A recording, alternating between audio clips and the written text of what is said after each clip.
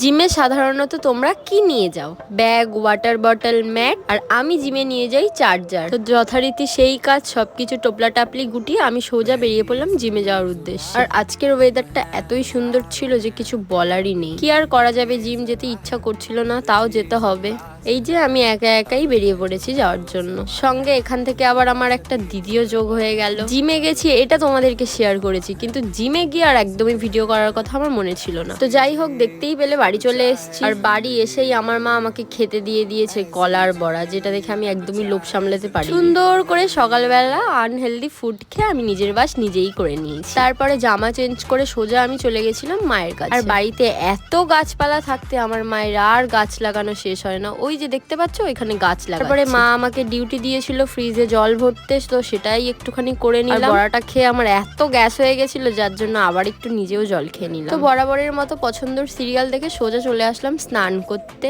এবার স্নান করতে এসে ঘন্টার পর ঘন্টা সময় কাটিয়ে মায়ের বকুনি খেয়ে সোজা চলে আসলাম স্কিন কেয়ার করতে। দেখতেই পাচ্ছ এখানে আমি ঢং করে রোজ বাটারটা মুখে মাখ। যাই হোক, চুল আছড়াও, এখানে আমার সবকিছু অল ডান।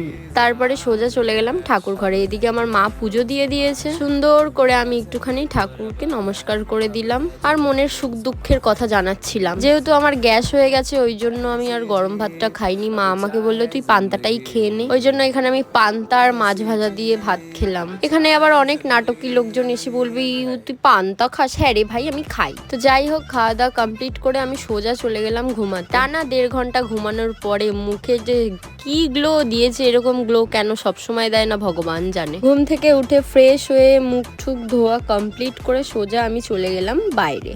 সচরাচর আমি কোথাও যাই না, ওই জন্য বাড়িতে একটুখানি হাঁটাহাঁটি করছিলাম। আবার এখানে দেখলাম আমাদের কাছে ফুল ফুটেছে, সেটাও একটু তোমাদেরকে দেখিয়ে নিলাম। তো যাই হোক, আজকের মতো আমার 30 মিনিট হাঁটা কমপ্লিট। কি আর করা যাবে, ওয়েদারটা এতই সুন্দর যে বারবার ওয়েদারের প্রেমে পড়ে যাচ্ছে। আর চারিদিকে এতই গাছপালা, আজকাল ইদানিং আমার যেন গাছপালা একটু বেশিই প্রিয় হয়ে গেছে। এখানে তোমাদেরকে একটু দেখাচ্ছিলাম যে আমার মা কত কিছু গাছ লাগিয়েছে, সঙ্গে এখানে নিজেকেও দেখা ফ্রি।